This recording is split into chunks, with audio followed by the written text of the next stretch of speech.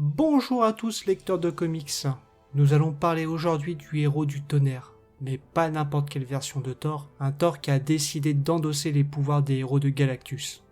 Concernant sa première apparition, le dieu du tonnerre récupère ses pouvoirs cosmiques dans Thor issue numéro 1, sorti en 2018 par Donny Cates. Avant de nous attarder sur ses pouvoirs, nous allons revenir quelques années en arrière, là où la guerre des royaumes se passe. Malekith, un elfe noir machiavélique, décide d'envahir Midgard. L'ensemble des héros de la Terre prend part à cette guerre. Thor affronte Malekith de son côté, qui possède alors les pouvoirs du symbiote.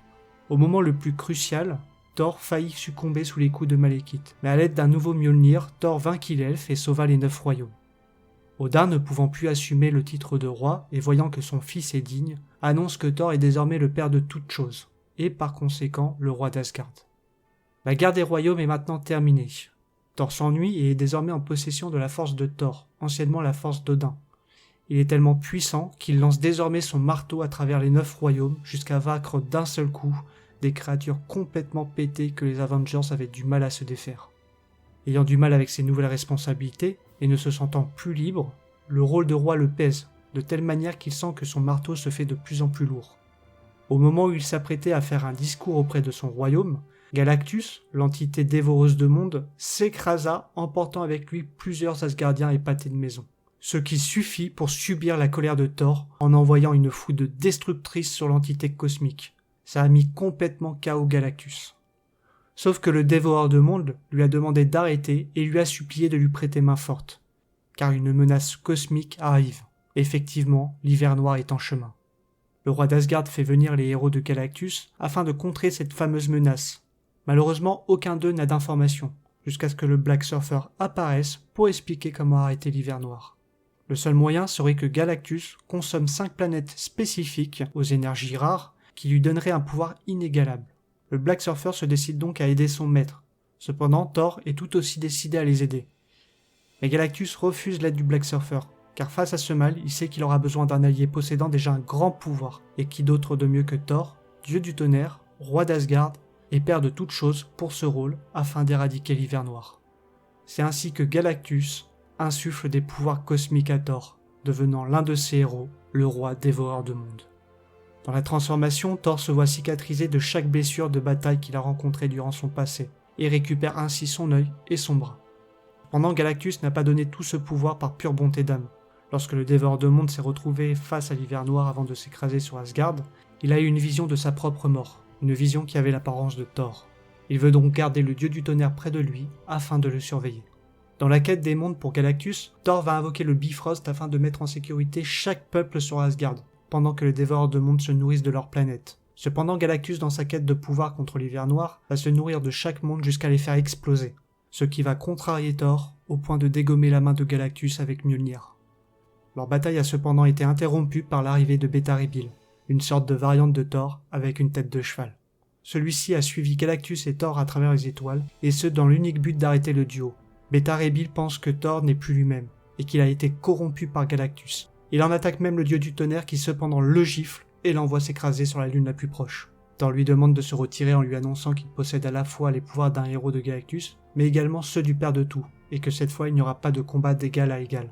Il invoque un énorme éclair qui le frappe directement, débarrassant Thor de tout pouvoir cosmique, et révèle à Beta Ray Bill qu'il a choisi volontairement cette voie et qu'il n'est pas l'esclave de Galactus. Galactus, enragé par l'arrogance du dieu, tente en vain de blesser Thor, en lui rappelant qu'il n'était pas au-dessus de son contrôle et que c'était lui-même qui lui avait donné son pouvoir. Thor lui rétorque qu'il n'est pas un dieu enchaîné et qu'il prendra de lui-même ce pouvoir. Dans la confusion, Bill en profita pour l'attaquer et le frappe avec le Stormbreaker pour avoir choisi d'aider Galactus. Lors de l'affrontement, Thor lui répond que l'hiver noir vient détruire cet univers, et il ne permettra pas que cela se produise, même si cela signifie de pactiser avec le diable. S'ensuit un combat dans lequel Thor lance sa Mjolnir, mais Beta Ray Bill réussit à l'attraper et l'empêche tant bien que mal à le faire revenir vers le roi dévoreur. Thor lui annonce qu'aucun pouvoir dans l'univers n'est assez puissant pour l'empêcher de revenir vers lui, et que cela va sûrement lui arracher le bras. Voyant que Bill ne veut pas lâcher, Thor appelle le Stormbreaker à la place et frappe avec suffisamment de force sur Mjolnir pour détruire le marteau contre lui. Le Bifrost surgit au même moment, laissant apparaître Dame Sif, désormais gardienne du Bifrost, suite aux événements de la guerre des royaumes sur Heimdall. Elle se mit à confronter son propre roi afin d'éviter toute cette folie. Dame Sif essaye également de raisonner Thor, lui expliquant qu'il a peur de ressembler à son père. Thor, ne voulant rien entendre, se fit interrompre par Galactus. La gardienne du Bifrost s'en alla donc avec Bétar et Bill, et Thor reprit par la force le pouvoir de Galactus. La croisade sur les mondes continua, jusqu'à la 5e planète, Cryo, où le dévoreur de mondes s'empressa de consommer la planète, car l'hiver noir était déjà là. Sachant que le peuple de Cryo se désintégrait au contact des flocons noirs du déferlement cosmique, Thor était résolu. Il savait qu'il ne pouvait plus rien faire pour ce peuple. Il se banda alors les yeux de honte, et lança une attaque foudroyante sur l'hiver noir afin d'essayer de gagner de précieuses secondes pour que Galactus dévore la planète jusqu'à son explosion. Galactus était enfin au maximum de ses capacités cosmiques, et tous deux se trouvèrent enfin au moment fatidique, face à la gargantuesque tempête noire céleste. Ils se battèrent tant bien que mal dans l'œil du cyclone, cependant l'hiver noir les engloutit petit à petit, entendant un seul son, celui de la faim. L'hiver noir s'adressa à Thor, tout en retenant Galactus avec ses puissantes vrilles. Il s'entretient à lui en le nommant roi dévoreur, et lui demande s'il voulait voir sa propre fin, avant de le submerger dans les ténèbres. C'est alors qu'il se retrouve dans un labyrinthe d'escaliers. L'hiver noir lui répond qu'il ne peut être vaincu, et Thor se retrouve face à ses ennemis les plus redoutables. La tempête lui révèle ses propres craintes. Thor le sait, le marteau devient de plus en plus lourd. Mais le roi d'Asgard concentre une dernière fois les pouvoirs du dieu du tonnerre et du père de tout, en invoquant une tempête nommée l'explosion divine afin de se libérer brièvement de l'entrave des ténèbres. Suite à ça, l'hiver noir se reforme et se manifeste dans une version sombre de Thor. Cependant, il déclare que cette forme n'est pas celle que Galactus a vue pour la première fois, et mentionne que celui-ci ne dit pas la vérité à Thor, en lui demandant d'interroger le dévoreur de mondes et spécifiquement pourquoi lui seul a survécu à la mort de son univers.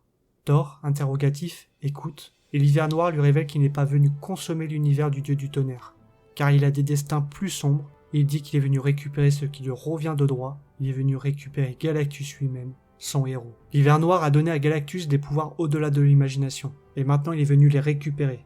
Thor, comprenant la situation, asséna un coup foudroyant à Galactus, et de manière assez choquante, dépouilla le dévoreur de mondes du pouvoir qu'il avait obtenu en consommant les 5 planètes. Galactus essaya d'attaquer Thor, mais cependant celui-ci fut plus rapide et le foudroya de manière continue, jusqu'à ce que le roi d'Asgard, au nom des planètes mortes et des centaines d'êtres rayés de l'univers par Galactus, le condamna à mort en lui envoyant Mjolnir et la plus puissante de ses foudres cosmiques en plein cœur. Par la suite, l'hiver noir remercia Thor, qui cependant lui rétorqua que ce n'était pas fini, et qu'il se devait de les détruire également.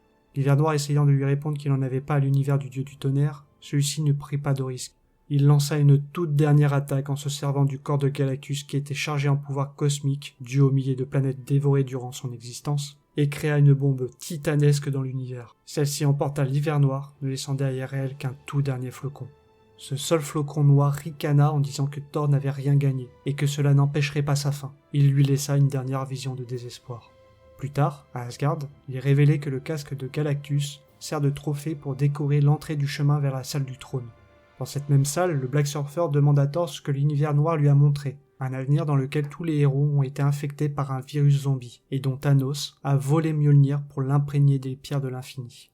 Voici l'histoire de Thor, le roi dévoreur de mondes. Faites-moi savoir ce que vous en pensez dans les commentaires. Personnellement, j'adore le nouveau design de Thor. Cependant, Galactus a pour moi été un petit peu nerfé dans cette histoire. Si vous avez aimé, n'oubliez pas de vous abonner et de liker évidemment. Ça me ferait vraiment plaisir. Et merci d'avoir regardé.